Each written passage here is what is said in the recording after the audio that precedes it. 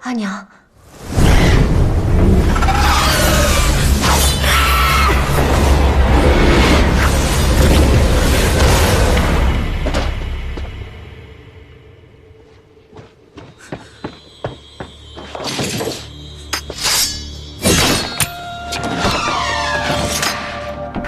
县主，县主，县主，你没事吧？是让人治患的迷香。县主，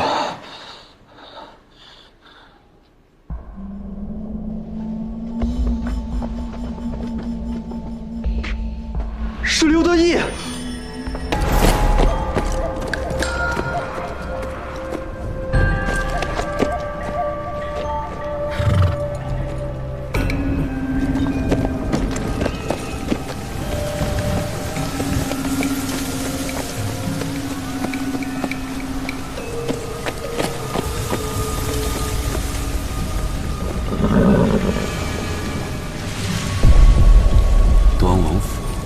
这儿，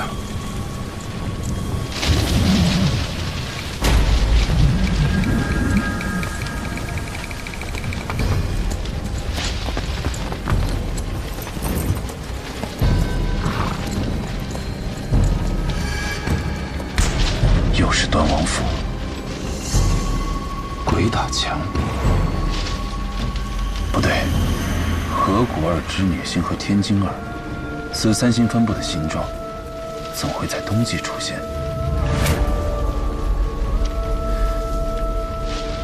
幻术。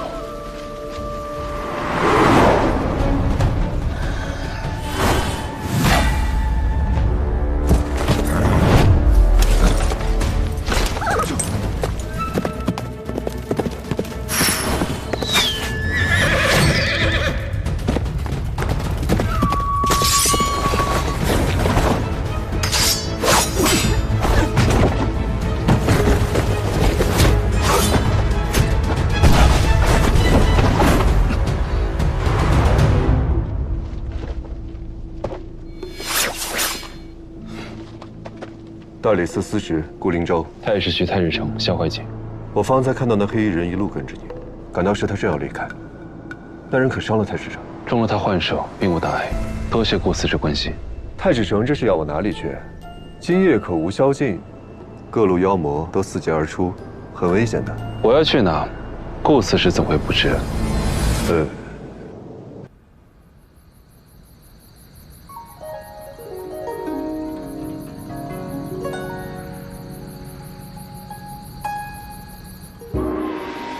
陛下，这千年太岁乃是突厥可汗的长子阿史那都进献，臣弟借花献佛，恭祝陛下万岁，龙体圣安。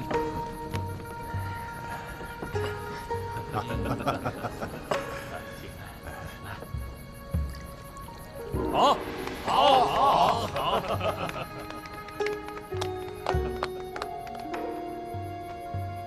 这样的宴席着实让人烦闷。 你大可不必来。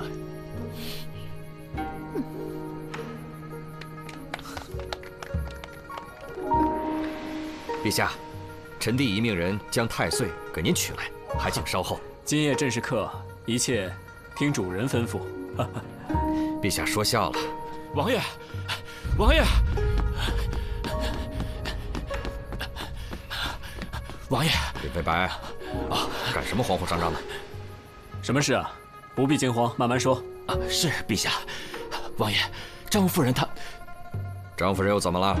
她被千年太岁杀死了。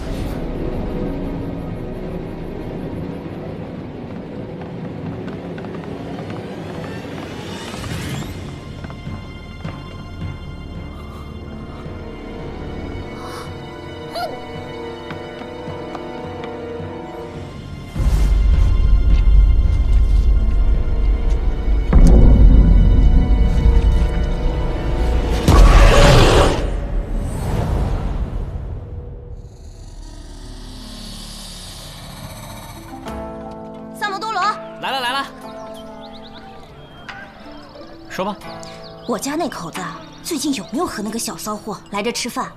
5文钱包打听。我给你10文。之前来吃过一碗面。什么？这个臭不要脸的，死心不改！看老爷回去怎么收拾他！我觉得这事儿啊，你也别太往心里去。男人嘛，谁还不会有点死老外，嫌最近日子过得太舒坦了是不是啊？那两口子要是在店里掐起来，你端着呀！三伯，哎呦，我的炮爷，您今儿怎么有功夫亲自来视察我告诉你，别想躲，老娘跟你没完！吴王府昨晚设宴，老大和子苏都受邀了。什么宴会？有个叫阿史那都的突厥王子送了吴王一个千年太岁。哦，这个吴王呢就想献给陛下，没想到王府侧室夫人横死，结果呢就把我老大生生搁里头了。说是那侧室夫人被太岁所杀，你们说邪门不？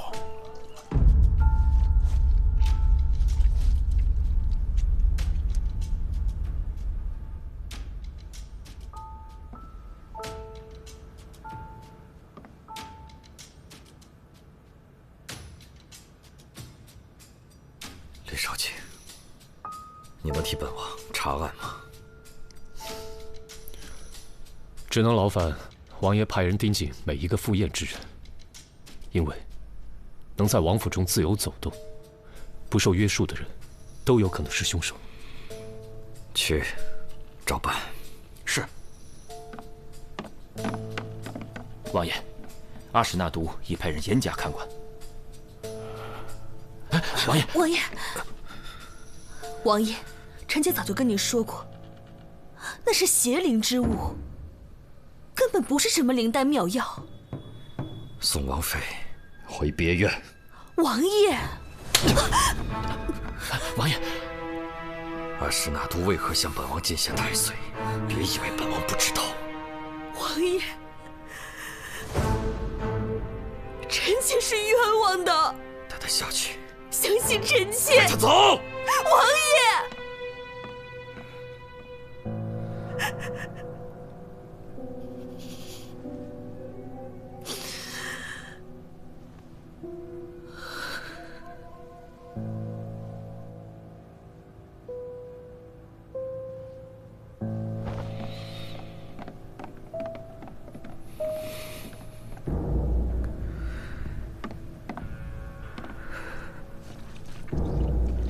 李少卿，这件案子就拜托你了。飞白，他会协助你们的。是，下官定当竭尽所能。本王先回了。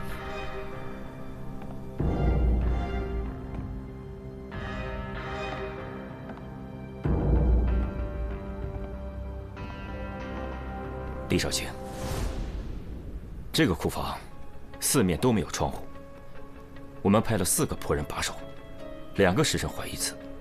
刚才下官也问过仆人，除了张夫人的婢女明月硬要他们离开入乡的时间外，再也没有离开过。官人饶命，是夫人让我这么做的。什么意思？夫人近来体弱多病，之前听说太岁有延年益寿、永葆青春的功效，便动了私心来偷吃。因此，他叫我支开仆人，自己偷偷来到库房。哦，小的记得，王妃之前劝过张夫人别打太岁的主意，2人为此发生争执。后来还是令长史过来将2人劝好的。啊，确实如此。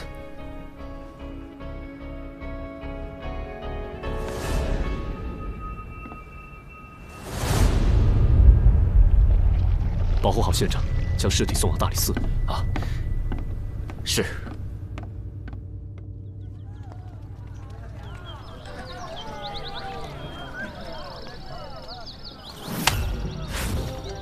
让萨摩跟我去办案。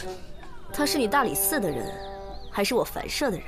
反正你店里生意也不怎么好。哪只眼睛看见我店里生意不好啊？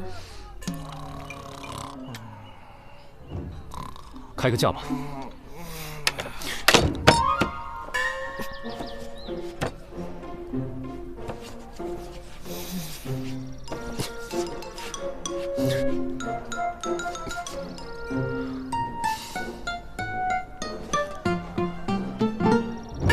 我这个月的俸禄已经花完了，等这个月过了再付款。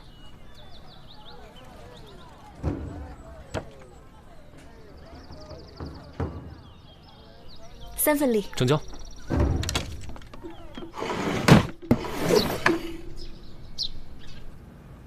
哟，大仵作，吃饭呢？一块儿吃啊。行吧。哎，这什么？水蛭啊。你从哪儿来的？从张夫人鼻子和下体取出来的。要不要加点酱汁当刺身吃？谭少燕，你现在口味越来越重啊。那个，对了，那个尸体验得怎么样了？老大问。我已经验过了，死亡时间是在昨晚的戌时左右。死因呢？应该是被击晕之后，大量的水蛭同时叮咬，造成失血过多而亡的。从这个创面的数量上来看，应该有上千条之多。但是，这些水蛭有点奇怪，叮咬的都是血脉密布之处。哦，这些小家伙还挺凶残啊！哎，那个死者是什么时候被发现的20时。我能看一眼尸体吗？随便。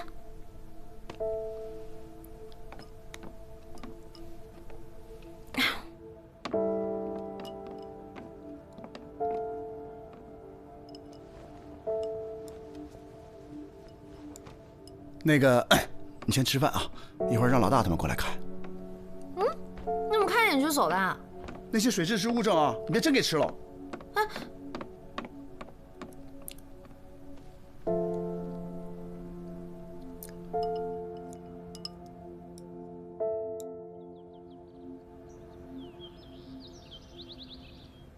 王爷，听说当天宴会开始前，您与令长史独处了1个时辰。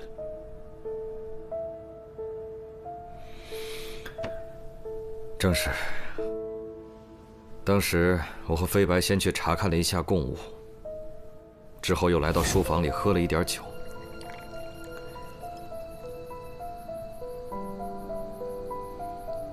谁知道本王困意上来，便让飞白看着时辰，小憩了1刻钟。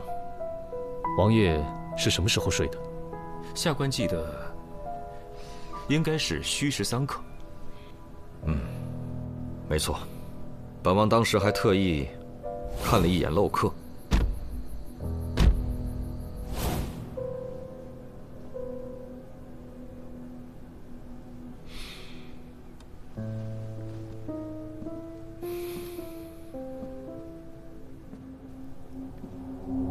此事还烦请李少卿不要在朝中宣扬。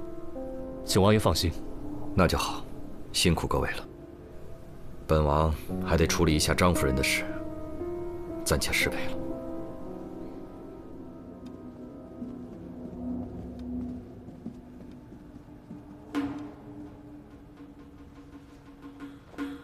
吴王点儿真背啊！你看这个吴王呢，年轻的时候就死过2妾，这人呢有权有势有啥用呢？所以，废话那么多。听说现在嫌疑最大的是王妃，有杀人动机吗？没错，她是外域人，遇刺的大婚。自从侧妃张夫人入了王府后，深得宠幸，此后王妃便一直幽居在流霞别院。与其说别院，倒不如称其为冷宫，更为确切。那咱便去会会这个被打入冷宫之人。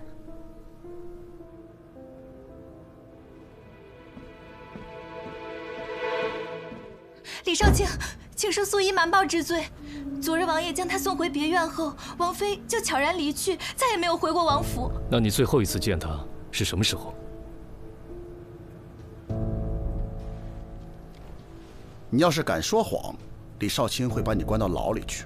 素衣绝对不敢欺瞒李少卿。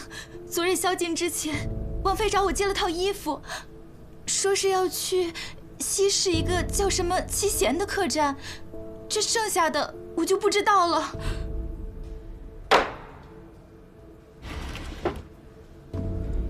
那女子和一个突厥男人在房中大吵大闹，折腾了1晚上。之后他们2人还出去过吗？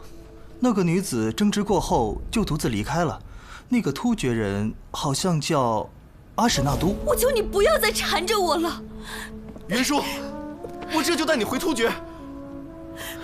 我们已经不可能了。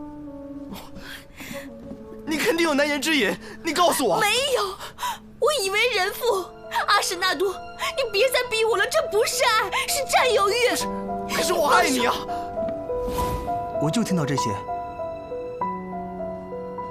有发现吗？没什么有用的东西留下。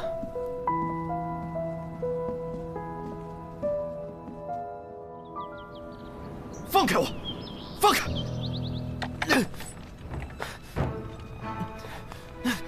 本王是被冤枉的。本王没有杀人。没问你话的时候不能开口。案发后，王妃换了婢女的衣服前去找过你。没错。她为何要去找你？我和云舒多年前就已经相识了，而且早在她被你们皇帝赐婚之前，我们就已经私定终身了。在七贤客栈，我想让她跟我走，可是云舒。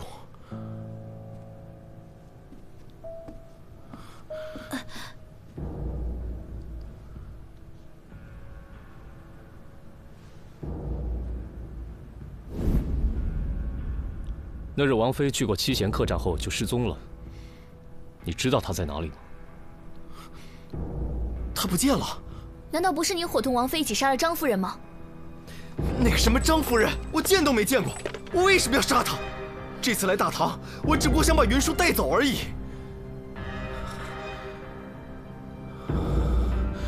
你们一定要找到云舒，求你们了，求你们。把他压下去吧。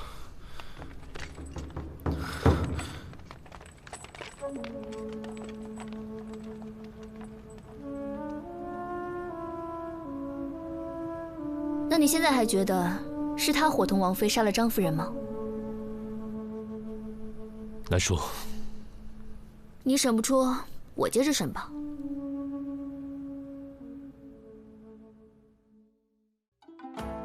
彼黍离离，必稷之苗。彼黍离离，必稷之苗。行迈靡靡，忠心摇摇。行迈靡靡，忠心摇摇。知我者，谓我心忧；不知我者，谓我何求。你们回来啦，李治，你认识了这么好的朋友，应该早点介绍来认识认识嘛。李少卿，看人家多有礼貌。我平时也很有礼貌，好不好？怎么不夸我啊？懂不懂什么叫不怕不识货，就怕货比货啊？哎，别说，你们真的很有共同之处。哪里？口味重啊，因为喝茶也要加很多盐啊。好了好了，我去给你们准备些膳食。哎，萨摩。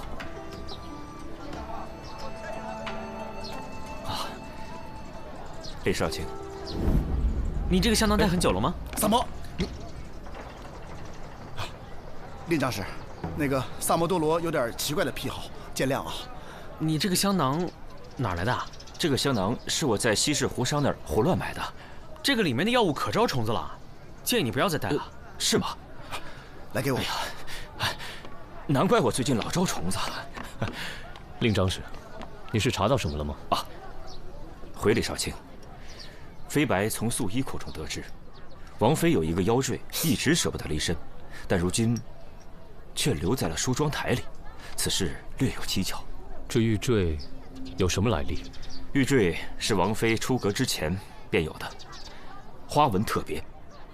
有什么特别啊？啊，一看便是突厥之物，而且阿史那都也有一个。令长史跟突厥王子关系很好吗？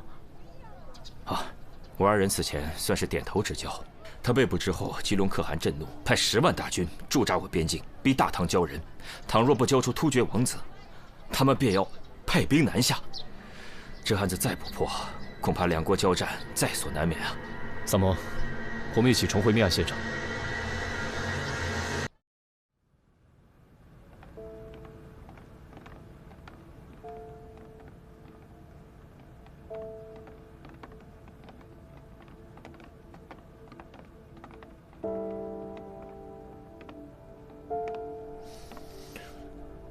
当晚，除了在府内其他地方的几个小厮没有出现以外，其他与张夫人密切来往的人，都有不在场的证明。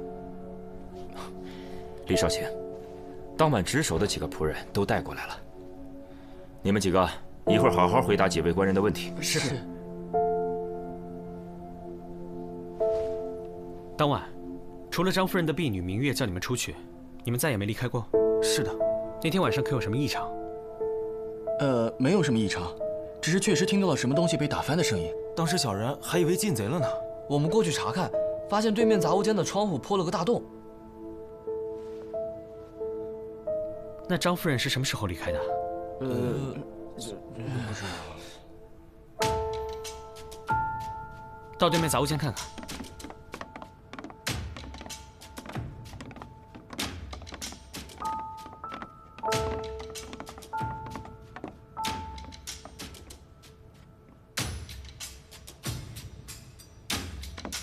丁长史，你带仆人先下去吧。李少卿有何吩咐，尽管唤我便是。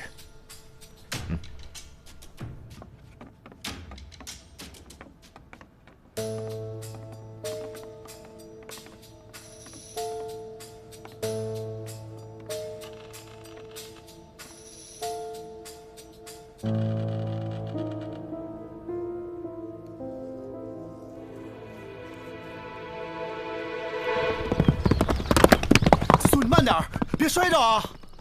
提审时，阿史那都亲口承认，曾在长安附近置屋，以便与王妃幽会。看来，就是这里了。子苏，一会儿这样啊，一会儿我数1、2、3，我一踹门你就冲进去啊！哎，凭什么是我先冲进去啊？那这样啊，我数1、2、3，你推门，我冲进去。预备，1，哎！别进来！怎么了？那个吴王妃死了啊！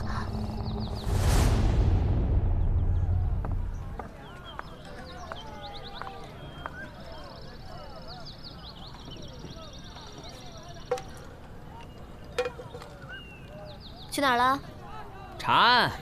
紫苏和三炮托人带了个口信，说他们在一个叫什么的地方发现了吴王妃的尸体。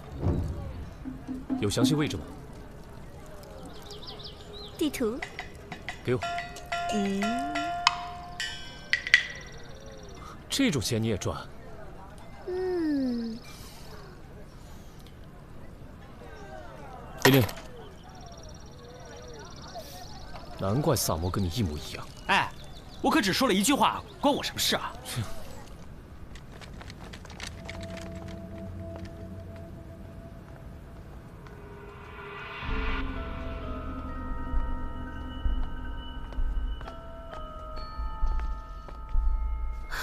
死者死前曾被绑在了椅子上，导致手腕、脚腕处有紫色的淤青。死者的头部被钝物击打过，但这并不是最终的死因，真正的死因应该是肺部的那一刀。刀口形状奇特，像是某种抑郁病人所致。能知道这个小屋的人，一定是对阿史那都和王妃都异常熟悉的人。能在吴王府中杀害张夫人，而又绑走王妃的，必定是对这二人十分熟悉的人。我觉得你想到的跟我想到的是同一个人。对，但是问题，他是怎么做到的？杀人动机又是什么呢？我总觉得哪儿不对，可是哪儿不对呢？我们只能再去趟吴王府，但愿能赶在证据被毁之前找到。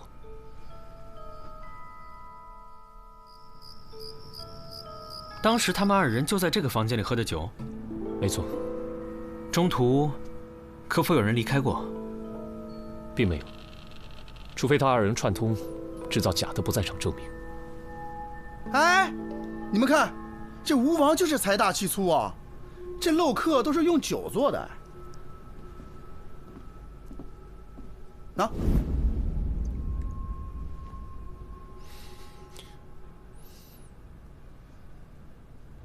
没错，是酒。大理寺查案。几日前，吴王府参加夜宴的官员，是不是你们驿站负责接送的？正是。你可记得当夜发生过什么不寻常的事吗？当然记得了。记得当日一位官员差人把马匹送回来的时候，身上竟然有好些个水蛭。你确定是水蛭？啊，小人比谁都心疼这些马儿。那位官人是不是在宴会上偷偷将小锥儿系沟里去了？送回来时，马身上钉了好多水蛭，个个又肥又大的，真是心疼死我了。哎，是哪一位官员啊？这个，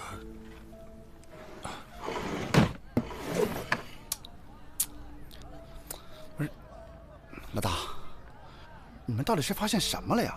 这陛下给了3天的期限，马上就到了，咱咋还在这喝茶呀？如今，已经能破了他的不在场证明。杀人动机究竟是什么呢？这有什么是什么的呢？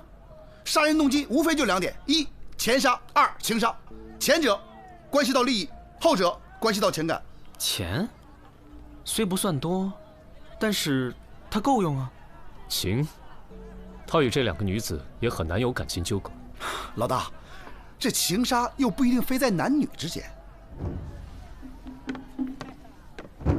哎，你们还有心情在这儿喝茶？不是说给你们限制的时间已经到了吗？就这几天啊，突厥士兵已经袭击了一个小村子。放话说，倘若阿史那都那儿有1根毫发损伤，他们将一路南下。哼，你还笑得出来啊？三胖，你真是个断案高手。案子破了，我知道动机是什么了。我破的案？这个案子从一开始就指向阿史那都，一旦阿史那都被杀，突厥和大唐的战事就在所难免了。走了。来人呐！本王没杀过人，快放我出去！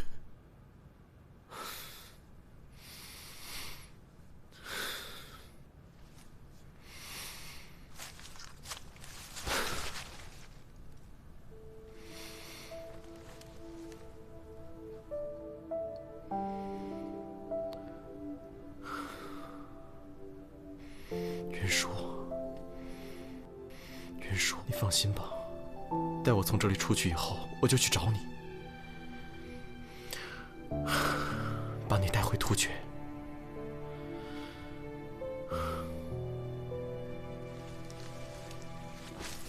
我们此生再也不分开了。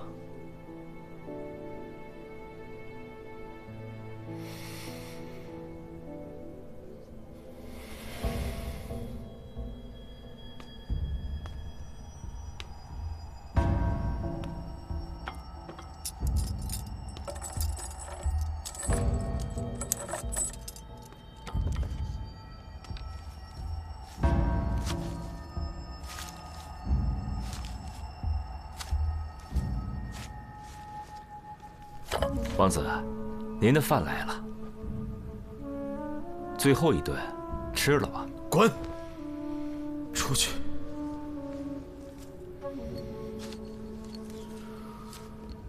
那您喝点水吧。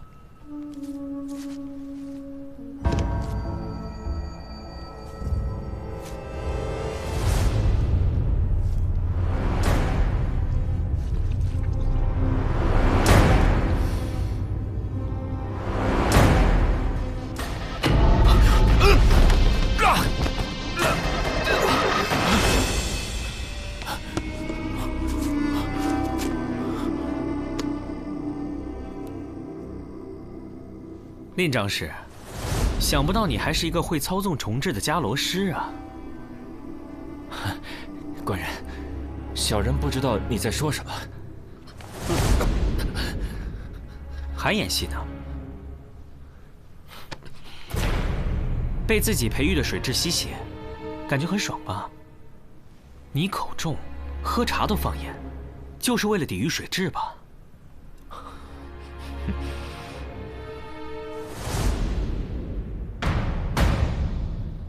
你们这是血口喷人！别忘了，夜宴当晚，下官可是有不在场证明的。在晚宴开始之前，王爷不是曾经小憩了1刻钟吗？哼，1刻钟？吴王府的书房到仓房的路上，来回便不止1刻钟，我有何时间作案？把东西抬上来吧。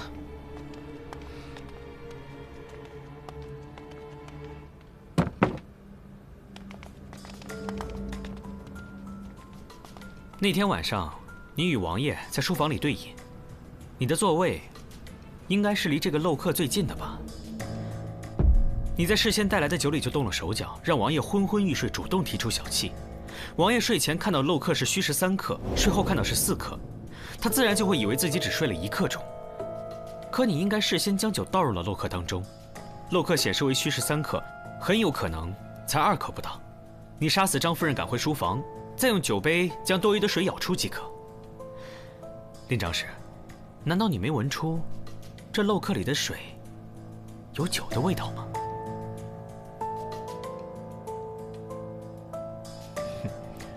我不知道你在胡言乱语些什么。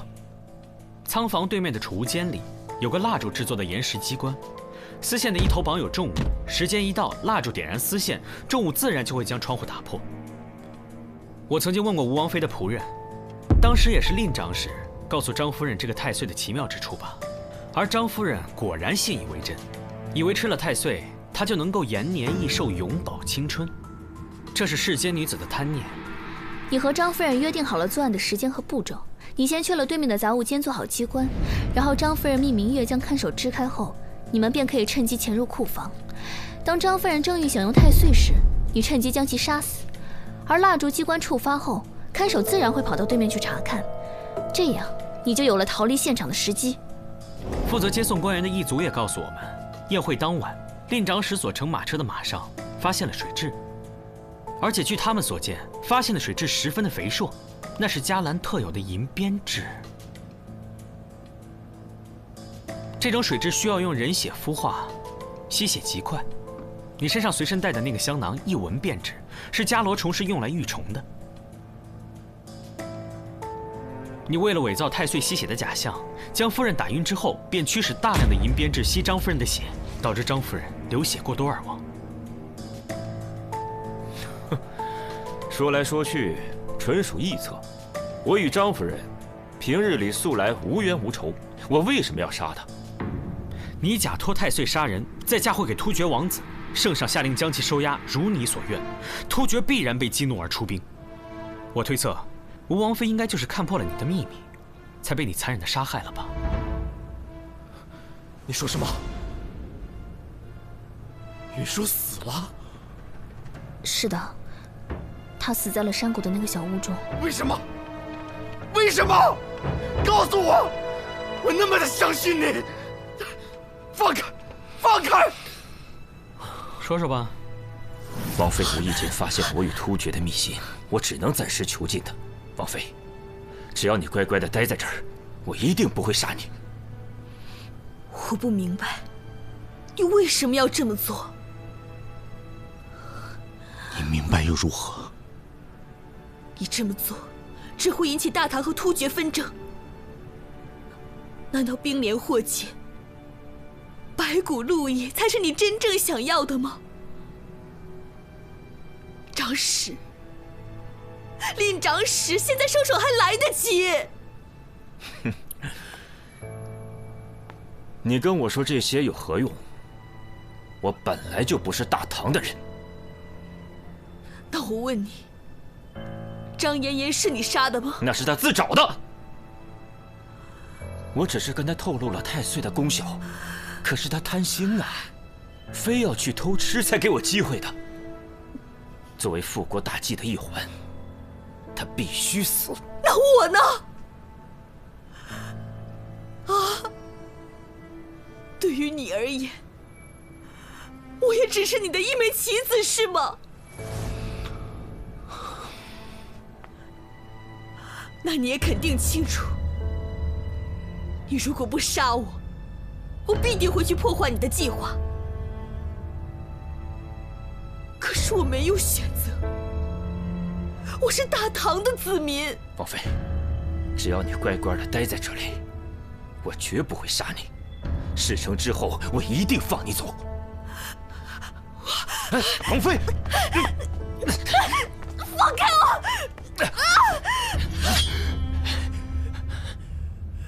王妃，你为何要逼我？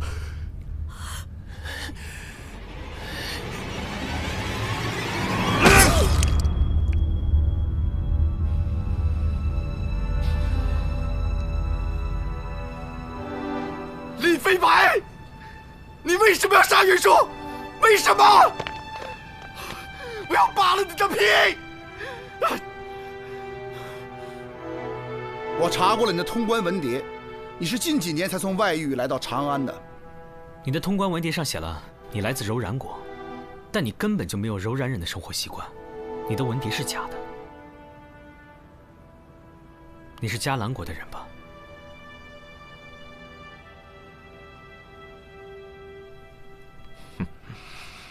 萨摩多罗，别忘了，你也是迦兰国的子民。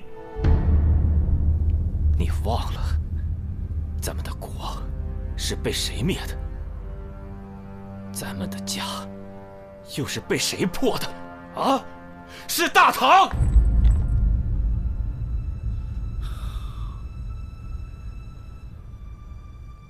难道你就不想重建迦兰吗？没有国，我们一个个的全都是无主的游魂。唯一能让我活下去的动力，就是重新振兴迦兰国。人早晚都会死的，与其在灭国以后苟且偷生的活着，还不如为复国大业而亡。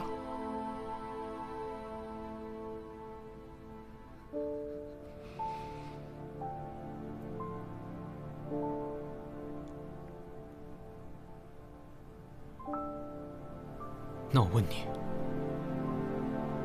你复国是为了什么？为了什么？为了迦兰逝去的子民，为了在战火中亡故的大哥和母亲。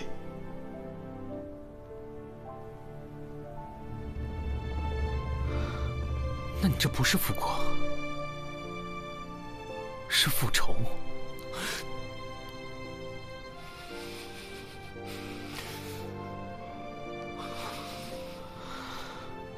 我还记得，我小时候在迦兰过着那种无忧无虑的日子。我也记得，我躲在柴火堆里，眼睁睁地看着我的家人在眼前逐渐消失。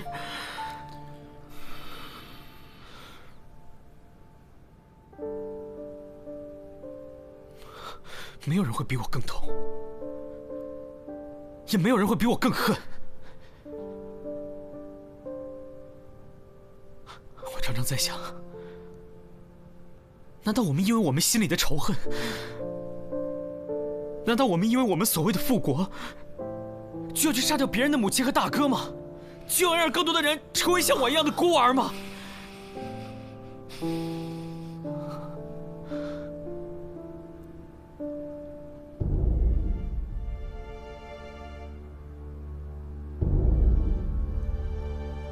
你问我恨吗？我当然恨，但是我更痛恨战争，痛恨一切打着国家名义残害无辜生命的行为。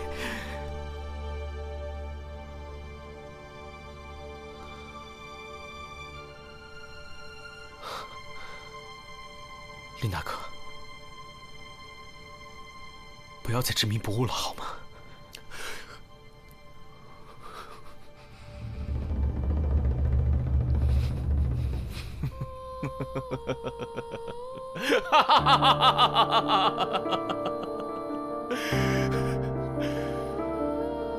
不知我者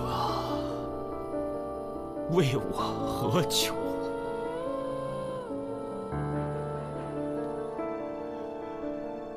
我只恨大计未能如愿，天佑嘉兰！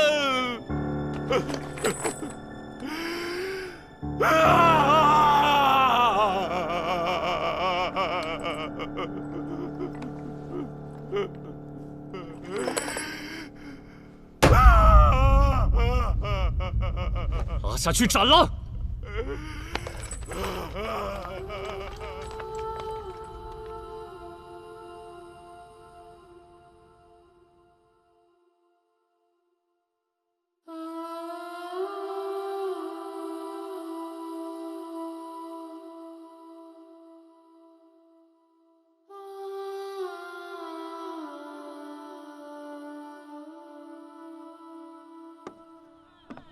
陛下向天下宣告，是吴王妃因擅妒杀害了侧妃张夫人，如今已派人将阿史那都送回了突厥。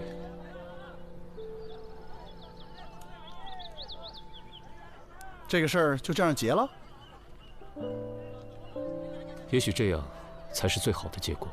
也不知那些迦兰遗民会不会受到迁怒。哎呀，这个国家早就已经覆灭了。树叶。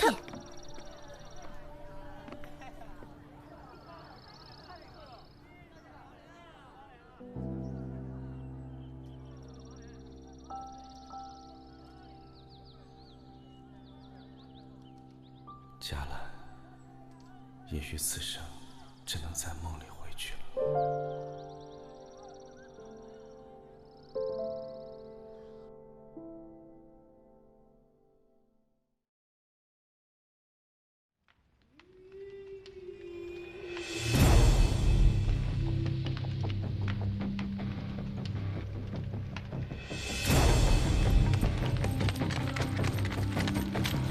启禀国师，令妃白折了，验明正身，即日处斩。这个案子还是萨摩破的。正是，若非他从中作梗，大唐和突厥已经开战，这个人必须处斩。愚蠢！萨摩是一颗棋子，没有他，复国大业不可能进展得如此顺利。此话怎讲？请国师明示。自始至终，萨摩都是我手中利器，替我铲除了无数障碍。我从黄泥章救出波斯人和赵匡国，为他们制定复仇计划，目标只有一个：兵部侍郎度良源。萨摩与李治相识不久，不想被卷入朝廷纷争。所以，当他意识到赵匡国假死，却未揭穿，我让波斯人服毒自尽，只是想给他们一个由头，尽快结案，好让赵匡国能伺机刺杀度良源。度良源是朝中最熟悉西线边防的将军，他死以后，大唐西线羸弱，给了我们长驱直入的可能性。国师英明。度良源死后，我安排心腹顶替兵部侍郎之职，遭到吏部尚书的阻挠。随后，大理寺开始调查灵猫杀人案，我派人杀了平康坊的雪儿，把线索引向刘尚书和他堂弟。调查过程中，大理寺发现刘尚书利用职务之便私通胡氏，索要并报一事。刘尚书被迫辞官。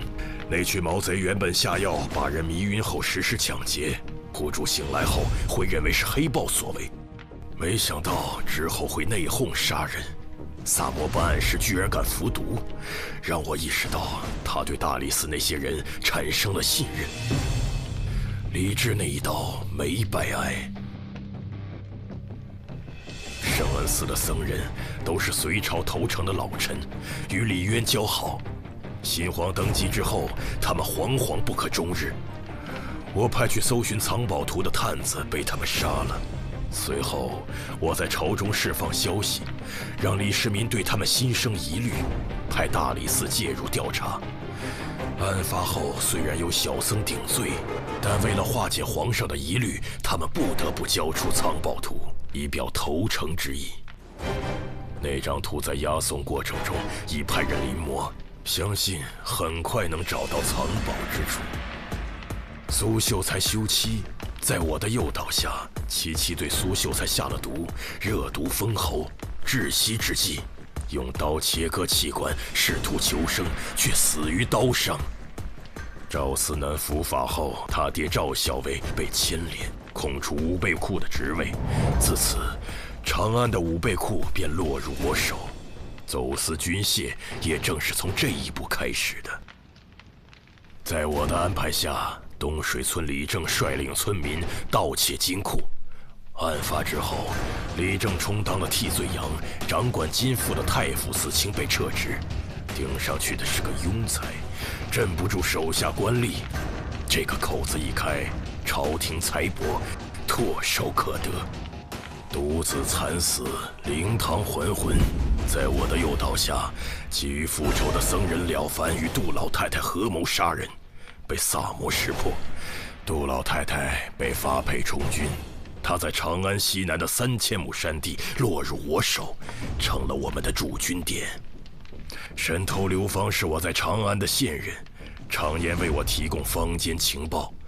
案发后，萨摩看到了玉佩上的伽罗纹样，开始怀疑刘芳的背景。他居然还记得伽罗圣歌，让我很意外。古氏怨灵一案，我为冯玉制定了复仇计划，数名高官死于非命，职位空缺。我方有3个4品以上官员入职，大获全胜。保平谷阴兵过路，孟昭复仇也是我安排的。此案让兵部尚书陆明仕途终结，之后顶替他的是顾明章，此人有把柄在我手中，这颗棋子随时可用。刘员外儿子造孽，我为苦主制定了复仇的计划。结案之后，朝廷严查民间马贩，清除胡商，之后渠道和资源便落入我手。接下来，在新任兵部尚书顾明章的默许之下，大唐的战马供给就由我控制了。杜元山替我走私军械被盯上，只能牺牲他了。他死后，火枭落入法网。多亏萨摩，唯一对我们有威胁的官员也不存在了。邓维曾经治好过天花，这就意味着若有战事，我军就能利用天花作战。在我的诱导下，邓维用我给的药物毒杀了贾仲元。他死后，天花秘术便落入我手，可以在一夜之间让大唐军队彻底丧失战斗力。大唐与吐蕃关系缓和，对我们不利。在我的提醒下，吐蕃国君意识到玄武对李世民犯忌，于是有了之后的连环杀童案。结案后，吐蕃使臣被急召回国，这正是我与吐蕃修好的大好时机。户部林侍郎的案子，重点在那个大秦杨一。之前我高价聘请，遭到婉拒。案发后，他遭到牵连，严禁在长安城行医。我趁此机会将其拿下，为我军培训大批军医。太常寺郑少卿是皇上面前的红人，案发后朝堂上议论纷纷，他被迫辞官，顶其位的是我们的人，能与皇上朝夕相处，随时向我汇报朝堂内外的动向。信鸽能在开战时传达作战信息，但优秀的鸽种可遇不可求。我之前曾花大价钱向黎志桥买鸽子，但这呆子拒绝了我。于是我便诱导赵雷对他下手，引发了之后的一系列案件。黎志桥落入法网后，他的信鸽都落入我手。麻风病与天花一样，都能成为战时的武器。我派蛇师前往不周村，就是为了找到治疗麻风病之法。结案后，麻风病人的衣物、皮屑和那些沙袋蛇卵都落入我手。皮影师与侏儒复仇，涉案高官陆续横死，再次引发了朝堂震荡。结案后，我方有3名5品以上官员入职，自此我在朝中的布局已出现端倪。黑道上走私最盛的，除了咱们，就是东篱山庄，但他们有代王做后盾，很难撼动。幸亏有萨摩多罗，我才得以铲除东篱公子。此后，东篱山庄也落入我手，彻底垄断了走私渠道。林白案是萨摩离我们最近的一次。结案之后，我紧急撤离了长安西南所有驻军，我方损失了6名将士，愿神保佑他们的灵魂安息。城郊那块荒废的菜地有数个菜窖，是我用来临时存放军械的地方。戏班的人经常在此出没，只能想办法除掉了。木商张某手下有数百名能工巧匠，把他除掉，那些工匠为我所用，就能为我军造出最强悍的工程器械。属下明白了。我安排令飞白做局，是想挑动大唐与突厥的战争，可惜败了。不过武王从此失势，也给我们腾出了不小的空间。可以说，这些案子在萨摩的协助下，为我方争取了最大利益。国师深谋远虑，属下佩服。只是萨摩天资过人，机敏狡慧，总有一天会意识到我们的存在。我做了这么多，就是在等待那一天的到来。毕竟，萨摩是伽罗的王子，也是我王唯一的血脉。灭国时，萨摩还小，不记事，只知道自己是伽蓝的子民。若能复国，继承大统的人也只有他。愿主神庇佑，让萨摩耶早日觉醒，燃起心中的清凉圣火。